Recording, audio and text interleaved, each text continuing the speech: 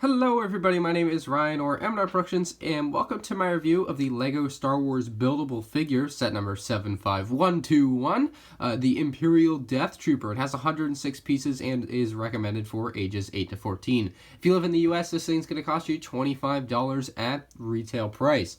Now it's a pretty cool buildable figure and the box art does a good job of representing it. It shows the Death Trooper on Scarif, which I think is a proper and nice background. On the bottom left says it's a buildable figure, part of the buildable figure series. And on the back, it just shows off the Death Trooper just kind of in a different stance and all the features of him and like little accessories that he has, as well as the other two buildable figures from the line when it came out, being K2SO and Jyn Erso in her kind of Scarif outfit. I like the sides of these boxes too, where it shows off the character. I think that's a pretty neat thing as well. On the other side, you just have some information on the top. It has a life-size version of the helmet, and of course on the bottom it's got all your barcode and other information. So a pretty neat thing. Let's go ahead and take a look at our Death Trooper up close and take a look at all the little details on him. Starting out with the headpiece, you can see there is quite a bit of detail here. We have some very nice green accent marks that I think work very well on this minifigure. And again, later in this video, I will compare him to the minifigure version, so we'll get onto that. Up here, we have like a plastic pauldron, and it's printed, so it does look pretty nice. Of course, his chest plate is also printed onto perfectly there. You can see there's a lot of nice detail there as well, even though it's getting a little washed out now, but hopefully you can still see that. Then he's also got this little thing attached to his pauldron, which I believe is like ammo or something, but it's here. These three tiles are printed onto, so you can see that they are going to have a nice little design to them, giving you some nice detail there as well, which is accurate to the LEGO minifigure as well.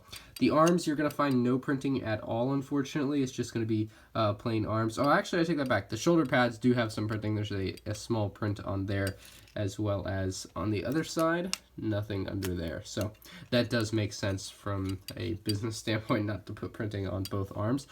Here he has like a side holster, whereas a side gun, you can pull this out and he can actually have it in his other hand if you want to, or you can take this big gun out and put it in that hand. But this little pistol is in the side holster here that you can pull out and put back in whenever you want. So it's just kind of in the side of his leg, really, but it's supposed to be like it's being held by a holster. So that's kind of cool. Again, the head mold is really good, and the printing on it looks great.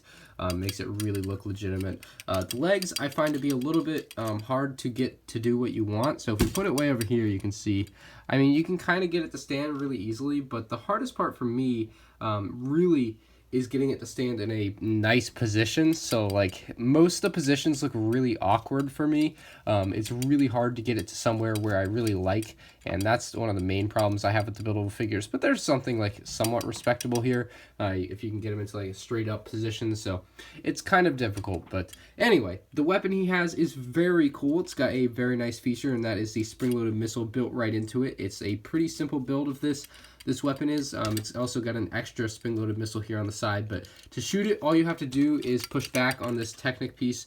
Here, let me move his arm so you can see there with the contrast.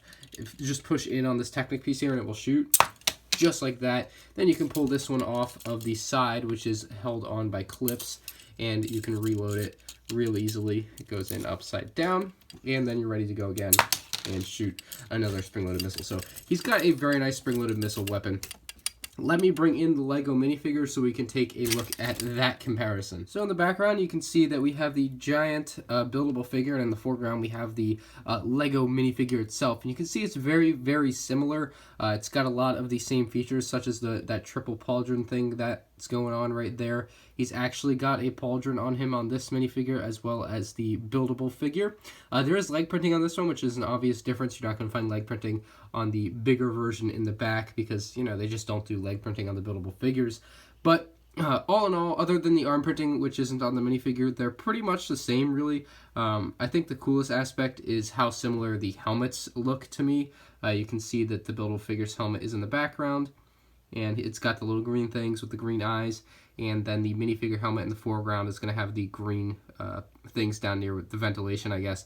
But he doesn't have green eyes, unfortunately, so he doesn't have quite the same look, but I still think they look really, really similar, and I really do appreciate that. I think LEGO did a good job of trying to get both minifigures and the buildable figure to look as close to the same as possible. If you collect LEGO buildable figures, this is definitely one that you should pick up. If you don't collect LEGO buildable figures, I think if you have the extra $25 or if you see it on clearance somewhere, definitely definitely pick it up. I picked it up on clearance, and I think it's a great buy for $13 that I paid for it. For $25, if you're not huge into buildable figures, I definitely wouldn't recommend it there. But again, if you have the spare change, definitely go get it. On clearance, it's a must buy. So I think it's one of the cooler buildable figures that LEGO has had. I just love the way the Death Troopers looked in Rogue One, and I think this is a great representation of those, and it goes well with the Death Trooper minifigures, of course, looking very similar to the Death Trooper buildable figure. So I definitely like that. If you guys did enjoy, drop a like on the video. If you have anything to say, comment it down below, of course, and subscribe if you haven't already, so it's more of my future LEGO videos. Thank you all for watching, and I'll see you on the next one. Peace out.